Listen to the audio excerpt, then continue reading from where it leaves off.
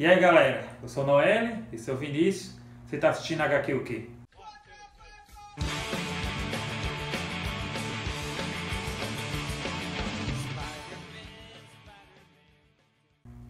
E aí galera, começando mais review HQ o quê para vocês, hoje estamos com uma participação especial, Vinícius, nosso grande brother Vini. E aí galera. Que é como se fosse nosso membro honorário, só não tá porque não tem tempo, coitado, senão ele estaria no canal. Mas eu fico muito feliz de participar desse vídeo. É isso aí.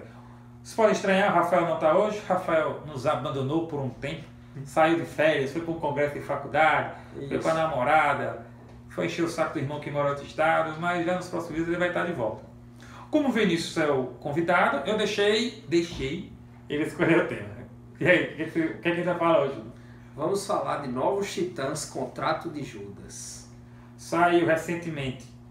Não saiu. Chegou recentemente para os assinantes. Foi uma das duas HQ que chegou por mês. Quem assinou a linha da Egon das Graphic Novels da DC. Em alguns estados, São Paulo, Rio e acho que mais um ou dois, já chegou nas bancas. Mas no resto do Brasil ainda está para chegar. Essa aqui é a edição 20 da coleção. Então, por que Novos Titãs Contrato de Judas? Bem, porque essa história é a história mais aclamada da equipe, certo? Que engloba bem a fase mais icônica dos Novos Titãs, que é a fase pós-reformulação, no pós-crise das Infinitas Terras, certo? Que é a mesma equipe criativa de desenho e roteiro, Mark Wolfman e Josh Pérez, tanto fizeram as Infinitas Terras e são os que responsáveis pelos Novos Titãs. Exatamente, tá essa fase deles à frente do grupo, que foi a fase mais famosa, que projetou o Titãs, né? Dentro dessa fase, a história mais famosa e mais aclamada é justamente essa, certo? Que apresenta os componentes que ficaram mais marcados como os Novos Titãs, que no caso é o Robin, a Estelar, o Cyborg, o Mutano, a Ravena, Donna Troy e Kid Flash. Donna Troy, para quem não sabe, é a Moça Maravilha. É tipo Sidekick também é Maravilha. Isso. E nessa HQ ainda vai aparecer o Jericó, mas no finalzinho, que vira um personagem importante dos Jovens Titãs. E Dana Markov, a Terra. A Terra. Que, analisando bem o nome, né? Isso não chega nem a ser um spoiler, porque o nome meio que já diz. Contrato de Judas. Ela vai ser o Judas da... Isso já implica em traição. Pela capa, se você lembrar quando a gente mostrou, você já vê pela capa quem estaria ali para ser o Judas. Exatamente, a capa já é autoexplicativa, né? E contrato já remete ao mais icônico rival dos Jovens Titãs, que é o Exterminador. Certo? O Exterminador, que está muito bem caracterizado, certo? E apresentado nessa HQ. Então é uma HQ que você, não conheço nada de Novos Titãs. Você pode ler que você já vai ter uma noção geral. Ela já começa, assim, dando um chute assim, na porta que já, na primeira história, já tem a saída do Kid Flash e do Robin. Isso. Já tem uma aventura lá e eles saem. Aí você já fica... What the fuck, né? Você já fica... Isso. Por quê? Aí eles vão enfrentar o Irmão Sangue. Isso já, o Robin já não é mais o Robin. Ele saiu, sim, além de sair, ele disse que não vai ser mais o Robin.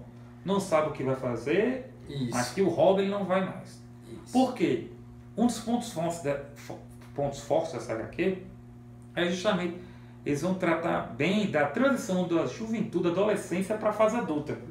Isso, no discurso do Robin, ele fala nisso, é mesmo que um menino prodígio, eu cresci, eu tenho que me libertar disso, eu tenho que crescer. Exato. E aqui tem o crescimento deles como super-herói, como pessoas, ainda que tem romance entre eles, ao contrário do Cartoon Network. A Estela namora com o Robin, ela gosta dele. Coitado, né? Exato. Temos amor platônico aqui, nós temos relacionamento de pai e filho, questão de superação física, tudo isso envolvendo quase todos os personagens dos Titãs. Tem, por exemplo, com a saída do Robin, alguém vai ter que ser o novo líder. Quem vai ser o novo líder? Exatamente. E como é que esse líder vai agir sendo o novo cabeça dos Jovens Titãs, que vai tomar as decisões e tal.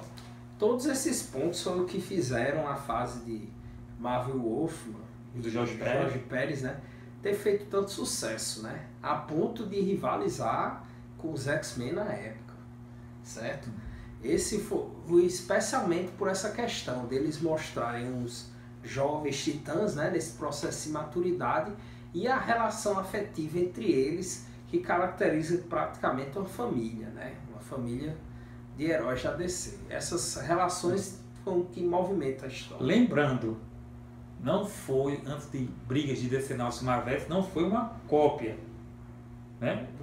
Tipo, era uma equipe que tinha na Marvel, eram os X-Men que também teve essa evolução, e aqui também teve isso. E até que o Marvel e o Claremont eram amigos, então não teve aquela questão de cópia antes que a galera saia xingando todo mundo, pelo amor de Deus. Pois é.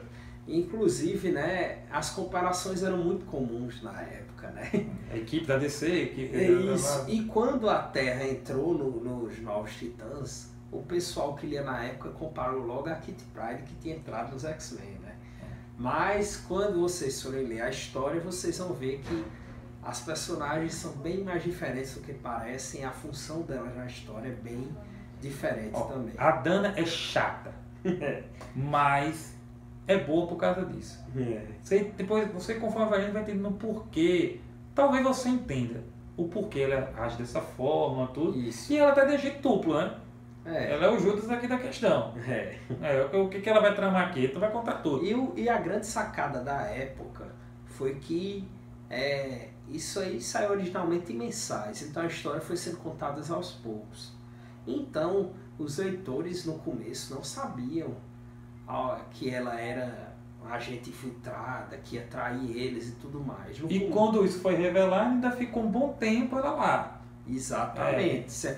Tipo, ficou aquela expectativa, né, que a gente não vai dizer o que acontece, mas bem, fica a expectativa de se ela vai voltar pro lado deles ou vai ficar contra eles, né, que essa característica da agente dupla, ele meio que tá dos dois lados.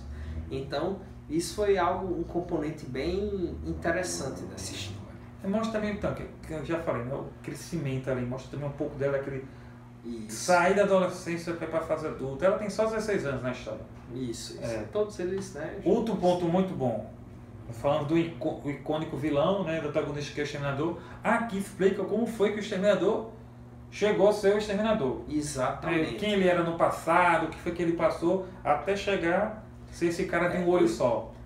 O Exterminador é bem legal porque mostra bem a origem, como ele foi concebido. Porque para quem não sabe, ele foi inventado por essa dupla de autores aqui, certo? Isso mostra o Exterminador original, como ele foi criado e como foi concebido. E é até bom para fazer o contraste entre as histórias originais assim do Exterminador com as histórias de hoje em dia.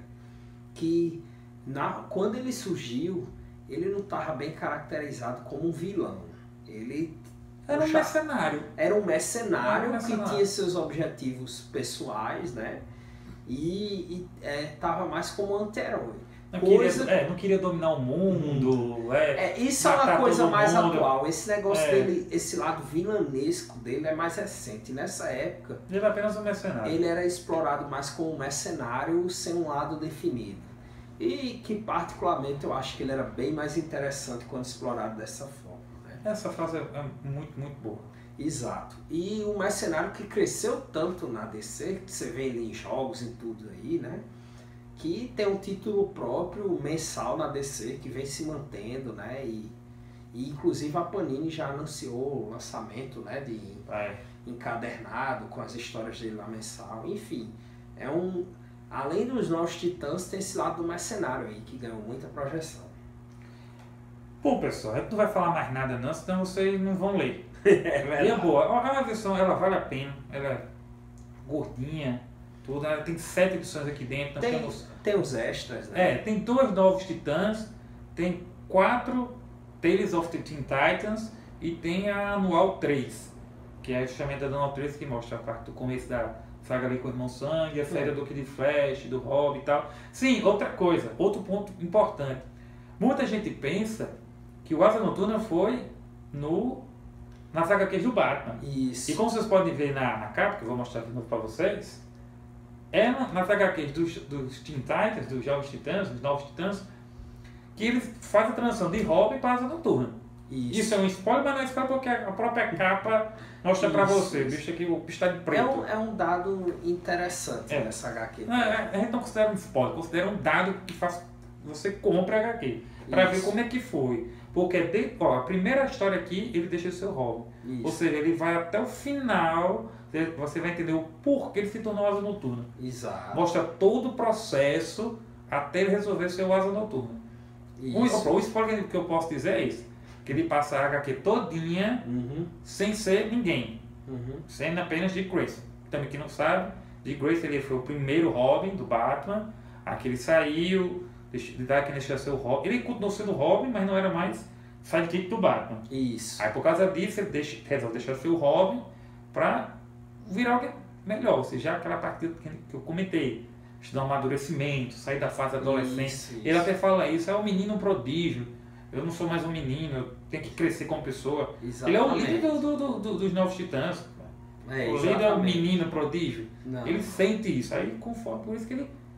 Aqui ele vira o Asa Noturna. É um spoiler que tem na capa. Mas como ele vira o Asa Noturna, aí... Inclusive um dado interessante, né? Aqui no Brasil nem tanto, mas nos Estados Unidos o Asa Noturna é um dos heróis mais aclamados da DC hoje em dia, né?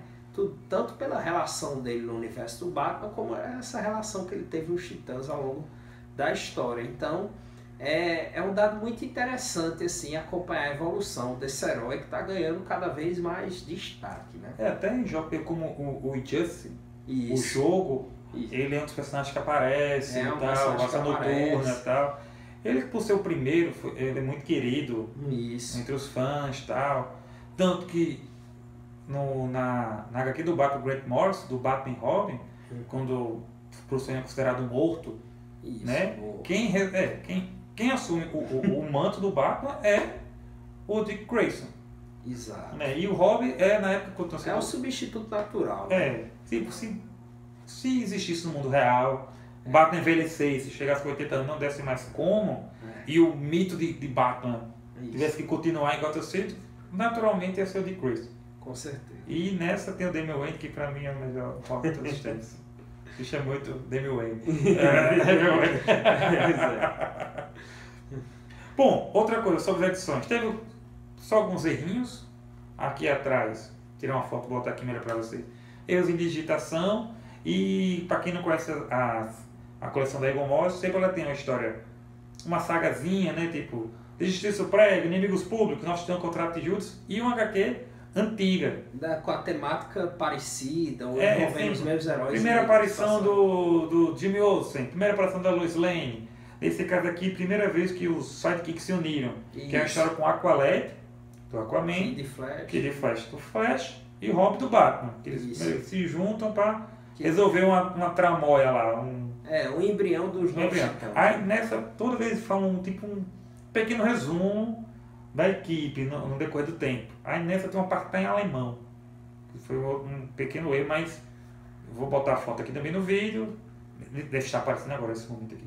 Isso, nesse momento. Deve estar aparecendo aqui, mas não atrapalha não. Esse resumozinho tá de boa. O restinho ali embaixo que tá só em alemão. E antes que alguém comente, tá certo, Novos Titãs, essa edição, essa fase do Marvel Wolf, legal. Vinícius, fuderoso, eu quero mais.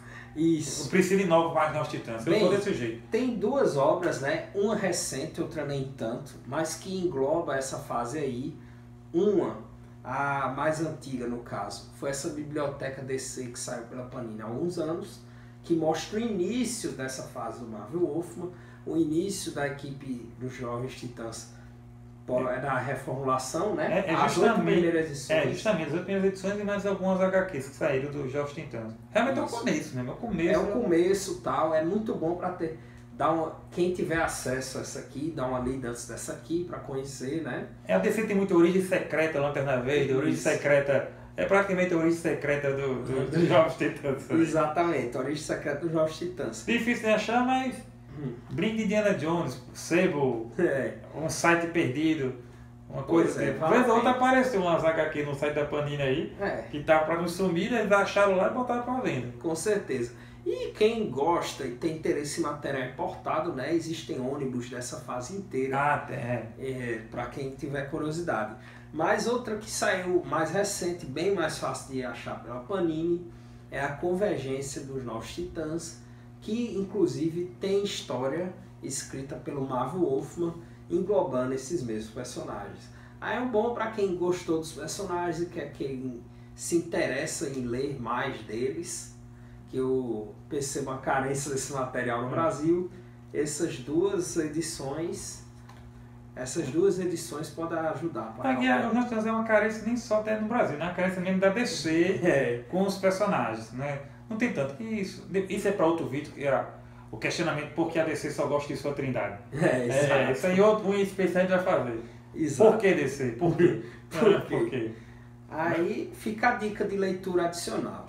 Uma fácil de achar e outra para você cascadear por aí. Você pode achar logo, Isso. no sebo, e pode demorar. Relacionamento, sei lá, faz uma campanha aí da galera para poder relançar. Com certeza, vale a pena uma campanha por esse material aqui, viu? Ou então vamos ver se a Eagle Moyes tem a boa vontade de lançar na coleção dela, né? Seria uma adição legal. Seria legal. Com certeza. Bom, pessoal, é isso, né? Ficamos por aqui, espero que vocês tenham gostado. Compartilhe o vídeo, dê seu gostei aqui embaixo. Se não gostou, diz que bota o não gostou e comenta dizendo por que gostou, comenta dizendo por que não gostou. Queremos o Vinícius, manda o Rafael embora, bota aqui embaixo, tá ligado? Vinícius, larga a medicina, venha para o mundo dos quadrinhos, morra, pobre, não é assim, comida, né? Aí, volte para o canal, vocês fazem aqui. No final, quando ficar tudo preto e branco, né? Vai aparecer aqui, inscreva-se, que a gente vai ser aqui em cima da cabeça do Vinícius. Só clicar lá que vai diretamente para a página do canal para vocês se inscreverem. Visite nossas mídias sociais, o Vinícius segue todas elas, Twitter, Instagram, nossa fanpage do Facebook. Nós temos um perfil e uma fanpage. A fanpage a gente não só coloca nossos vídeos, nós também colocamos algumas notícias do mundo da HQ em geral, de filme, de lançamento da HQ, muita HQ brasileira, muita HQ independente, muita HQ mainstream, muita Marvel, muita DC, muita Dark Horse, Eagle Moyes, Salvato, tudo. Não temos preconceito aqui, só Rafael que é meio decenalto. Então beleza? Valeu, Vinícius. Tomara que você volte logo. Quer mandar um beijo pro pai, pra mãe, essas coisas assim. Valeu, pessoal. Acompanha o HQ o quê? Sucinto.